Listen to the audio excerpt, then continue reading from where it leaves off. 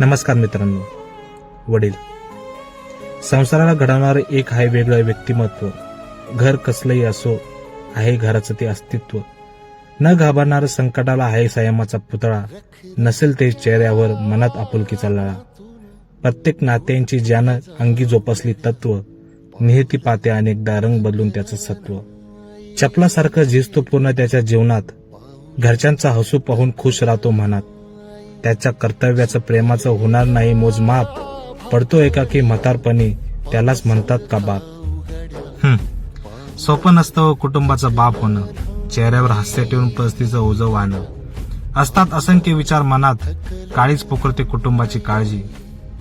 लढत असतो एकटा संकटाशी तो, होऊन 52 खिंडीतला बाजी.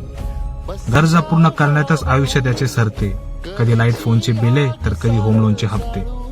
आयुष्य मुलांसाठी झिजून सुद्धा कोरीच त्याच्या नशिबाची डायरी. म्हणून तर पाहावे लागते त्याला कधीतरी त्या वृद्धाश्रमाची पायरी. मोठ्या अभिमानाने म्हणतो आपण, बाप हा बाप असतो. कारण आई जरी प्रेमाचं प्रतीक असली तर बाप हा सर्वोच्चतेचं प्रमाण असतो. धन्यवाद.